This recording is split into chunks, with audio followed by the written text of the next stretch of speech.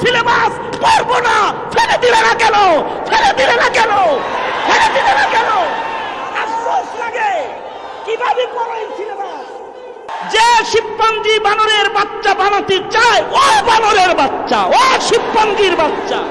শুধুই মাত্র মানুষের 32 দাঁতের সেটআপ যদি কেউ দেখে, তাইলে বুঝবে পৃথিবীর সব সৃষ্টির চাইতে মানুষ বেশি সুন্দর।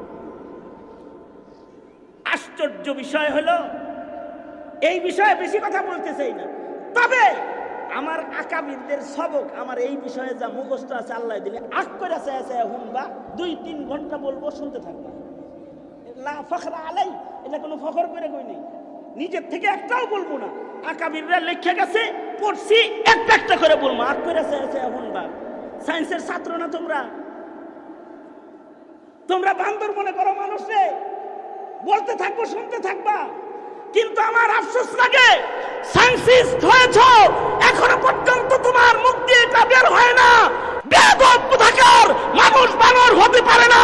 এই শিক্ষা সিলেবাস পড়বো না, ফেলে দিলে না কেন? ফেলে দিলে না কেন? ফেলে দিলে না কেন? আফসোস লাগে। কিভাবে পড়ো এই সিলেবাস? মুহতারাম হাজিরিন, কিভাবে পড়ো এই সিলেবাস? তোমার সন্তানকে পড়ানো হয় মানুষ বানরের বাচ্চা, এটা পড়ানো হয় মানুষ বানরের বাচ্চা। মানুষ আল্লাহর শ্রেষ্ঠ সৃষ্টি, যেটারে ডাকলেও সুন্দর দেখা যায়, এটারে বোরকা পরাইলেও সুন্দর দেখা যায়, এটা শুয়ে থাকলেও সুন্দর দেখা যায়, এটা কায়তে বইলেও সেলফি তুলে তাও সুন্দর দেখা যায়, এটা চিত্রে থাকে তাও সেলফি তুলে সুন্দর দেখা যায়, কালা চশমা পরে তাও সুন্দর দেখা যায়, সাদা চশমা পরে তাও সুন্দর দেখা, 100 বন্ধ করে এরকম করে তাও সুন্দর দেখা যায়। বেটা, এই হলো ইনসান।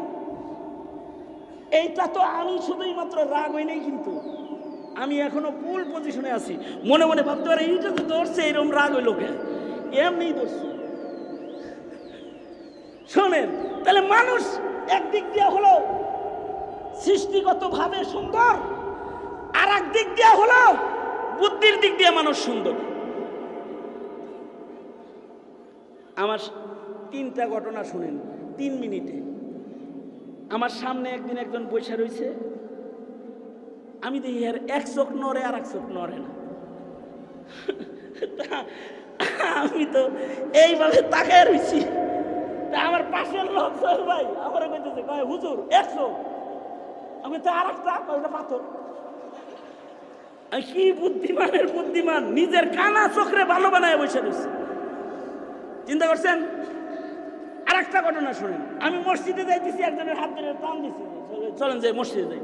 হে তো নড়ে সরে না, তো 3 চিল্লার সাথী একজন পাশে ছিল, হে আমার কয় হুজুর হেরে টাইনেন না তো।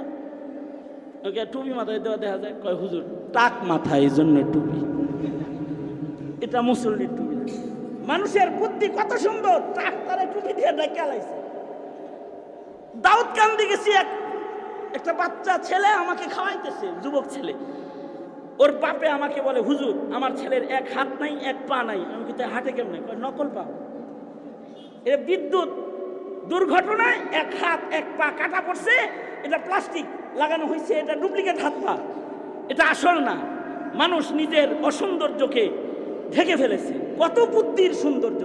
এত বুদ্ধি দুনিয়ার কোন প্রাণীর নাই বেটা, যে চাঁদে যাইবো, মঙ্গলে যাইবো, তাইলে শিবপাঞ্জিও চাঁদে যাইতো, বানরও চাঁদে যাইতো, বুদ্ধি নাই।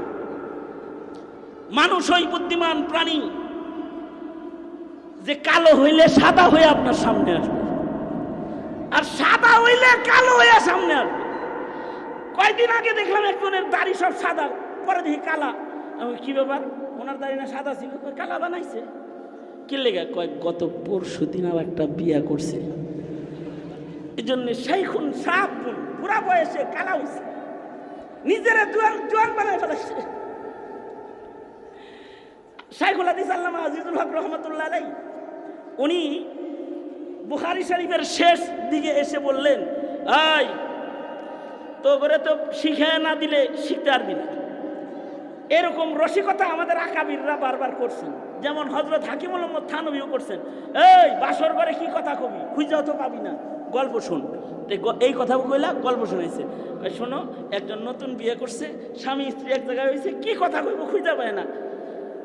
অনেকক্ষণ পরে স্বামী বেচারা বউরে কয়, এই জি তুমি খাসির গোশত খাও না? খাই। আর কিছু কয় না। অনেকক্ষণ পরে কয়, এই যে আপনি যে বললেন খাসির গোশত খাও না, আমি তো খাই, তাই কি হইল? কয় না, একটু তোমার সাথে গল্প করলাম আর কি। কথা না পাইলে খাসির গোশত খাও কিনা এটা জিজ্ঞাসা মিয়া, আকাবিররা এরকম শিখায়। তো শাইখুল হাদিস আল্লামা আজিজুল হক রহমাতুল্লাহ আলাইহি ক্লাসের ভিতরে কইতেছে, ওই তোরা তো মওলানা হইলি, কয়দিন পরে তুই বিয়া করবি, তে বউ যে দেখতে যাবি, বউরে যে কি জিগাবি? একজনে কয় সূরা ফাতিহা জিগাম, আর একজনে কয় না হুজুর সূরা ফাতিহা সবাই পারে, দোয়া কোন জিগাম। আর একজনে কয় না হুজুর অন্য আর কিছু জিগাম। হুজুর কয় মগা, এগুলো সব তুই নিজেই পারো। যদি ইনকেস তোর বউ না পারে, তাহলে 7 দিন মেহনত করবি, এগুলো সব জায়গায় চলে আসবে, ঠিক হয়ে যাবে। তুই প্রথম সাক্ষাতে এমন কাম করবি যেটা পরে ঠিক করতে পারবি না। কয় হেডা কি হুজুর? কয় দেখা হইলেই কবি আপনি একটু অজু করবেন, একটু অজু পারেন, অজুটা দেখান না। যদি অজু পারে তাহলে বুঝবি নামাজ পড়ে, আর নামাজ পড়লে গুনাহ কম করে। সবচেয়ে বড় উপকার হইলো যদি অজুটা খালি করে রালায়, তাহলে মেকআপ টেকআপ যদি করে থাকে, ডুপ্লিকেট কালার দূর হয়ে যাবে, আসল কালারটা দেখালে, তাইলে আর তোর কোনো কষ্ট হইব না, টুকা টুকা তুই খাবি তো বিষয়।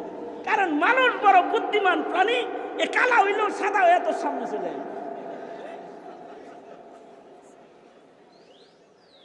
এইগুলা তো মানুষের ছোট ছোট যোগ্যতা। মানুষকে আল্লাহ তাআলা আমলের যোগ্যতা দান করেছে, এটাও ছোট যোগ্যতা। কারোর আমল আছে কিন্তু তার আখলাক ভালো না, তাহলে তার আখলাক যার অসুন্দর, তার আমল ওজন কম হবে মিজানের পাল্লায়। যার আখলাক সুন্দর, তার সৌন্দর্য সবচেয়ে দামি সৌন্দর্য। সুরত সুন্দর হইলে মানুষ দেখে, পোশাক সুন্দর হইলে মানুষ দেখে। কবি নজরুল বলে কি, তুমি সুন্দর তাই চেয়ে থাকি, এ কি মোর অপরাধ? মানে এই যে দেখাটা দেখছে, এই দেখাটা কিন্তু সিরতের সৌন্দর্য না, সুরতের সৌন্দর্য। কিন্তু যদি কারোর সিরত সুন্দর হয়, যদি কারোর ইবাদত সুন্দর হয়, যদি কারোর আখলাক সুন্দর হয়, আখলাক সুন্দর মানুষটা যত কালোই হয়, আল্লাহর কাছে সে অনেক ভালো হয়। আখলাক সুন্দর মানুষকে আল্লাহ তাআলা নিজে তাকায় তাকায় দেখতে থাকে। আল্লাহু আকবার বলেন, আল্লাহ তাকায় দেখতে থাকে। যদি কারোর আখলাক সুন্দর হয়, ফেরেশতারা তার আশিক হয়। ইন্নাল মালাইকাতা লা তাস্তাহি মিনহু, হযরত ওসমান যখন হেঁটে যায় তো ফেরেশতারা কাতার কাতার হয়ে দাঁড়ায় যায়। যদি কারোর আখলাক সুন্দর হয় তো আল্লাহর জান্নাত তার পাগল হয়, আর জান্নাত বলতে থাকে, ওগো আল্লাহ ওই লোকটাকে তাড়াতাড়ি আমার কাছে পৌঁছে দাও। জান্নাত সুপারিশ করতে থাকে। এ তো আখলাকের সৌন্দর্য গায়রে আলেমের ভিতরেও পাওয়া যায়, কিন্তু মানুষের ভিতরে সবচেয়ে দামি সৌন্দর্য হলো ইলমের সৌন্দর্য। যে সৌন্দর্যওয়ালাদেরকে আজকে এখানে পাগড়ি দেওয়া হবে, ওরা শুধু একা জান্নাতে যাবে না, একজন হাফেজও ইলমের সৌন্দর্যের কারণে কমপক্ষে 10 জনকে নিয়ে জান্নাতে যাবে। খিয়ারুহুম ফিল ইসলামি ইদা ফাকিহু। মানুষ সৃষ্টিগত সুন্দর, মানুষ বুদ্ধিতে সুন্দর, মানুষ ইবাদতে সুন্দর, মানুষ আখলাকে শ্রেষ্ঠ। তবে মানুষের ভেতরে সবচেয়ে দামি হলো তারা যাদের কাছে ইলম আছে, যাদের কাছে ফাকাহাত আছে। তারা রাহবরে মিল্লাত হয়ে যায়, জাতি তাদের অনুকরণকারী হয়ে যায়, যাদের ভেতরে ইলমের সৌন্দর্য ঢুকে যায়। আল্লাহর রাসূল বলেন, ফজলুল আলিমি আলাল আবিদি কা ফজলি আলা আদনাকুম। এরে আমার সাহাবীরা, তোমাদের মাঝখানে আমি নবীর মর্যাদা যেমন, আখিরি জামানায় ইলমে দ্বীনের সৌন্দর্যওয়ালা একজন আলেমে দ্বীনের দাম হবে জনসাধারণের মধ্যে তেমন, তোমাদের মধ্যে আমি নবী যেমন। এগুলো মানুষের সৌন্দর্য। এই সৌন্দর্য আলারা কোনো বানরের বাচ্চা হতে পারে না, শিম্পাঞ্জির বাচ্চা হতে পারে না। যে শিম্পাঞ্জি বানরের বাচ্চা বানাতে চায় ও বানরের বাচ্চা, ও শিম্পাঞ্জির বাচ্চা, মানুষ বানরের বাচ্চা না। মানুষকে বানায়েছেন কে? চিৎকার করে জোরে বলেন কে? উলামায়ে কেরামের পক্ষ থেকে হেফাজতে ইসলামের নেতৃবৃন্দ সহকারে, হাটহাজারী মাদ্রাসার মুহতামিম সাহেব সহকারে সরকারের কাছে আমরা আবেদন জানিয়েছি যে শিক্ষা নতুন সিলেবাসের মাধ্যমে 6 বই থেকে শুরু করে ছাত্রদেরকে বানরের বাচ্চা বানানোর যে চক্রান্ত মুসলমানদেরকে মুসলিম সমাজে চলছে, যে বিবর্তনবাদকে প্রতিষ্ঠা করে একাত্মবাদকে বিদায় করার যে চক্রান্ত চলছে, আমরা এই চক্রান্তের নিরসন চাই, নিরসন চাই আমরা এই চক্রান্তের। কারণ আমরা মুসলমানের সন্তানদেরকে বেঈমান হতে দিতে পারি না। এই যে কথাটা এখন বললাম, আপনারা ঠিক বললেন, এটা কিন্তু খারাপ না। এই ঠিক বলাটা এটা কিনা খারাপ না। আপনি যদি একটা টিকটিকিরে বলেন তুই কুমিরের বাচ্চা, টিকটিকি কিন্তু প্রতিবাদ করবে না, ও এই কথা বলতেই পারবে না। এই কে বলেছে আমি কুমিরের বাচ্চা, আমার অনেক বাচ্চা, এ কথাও বলবে না। কিন্তু মানুষ কিন্তু টিকটিকি না, মানুষে আল্লামাহুল বায়ান, মানুষকে আল্লাহ তাআলা গর্জন দান করেছে, মানুষকে আল্লাহ তাআলা বর্জনের অধিকার দান করেছে, বর্জনের অধিকার দান করেছে, ওই শিক্ষাকে বর্জন করার অধিকার দান করেছে, ওই কুকর্মর প্রতিবাদ করার বয়ান দান করেছে, যে বয়ান দিয়ে মানুষ কথা কয়, মানুষ কথা কয়, মানুষ সত্যকে সত্য বলে, মিথ্যাকে মিথ্যা বলে, হককে হক বলে, বাতিলকে বাতিল বলে। সুতরাং মুসলিম সমাজের শিক্ষা সিলেবাসে বানরের গল্প আমরা দেখতে, জোরে আওয়াজ করে বলেন, দেখতে চাই না।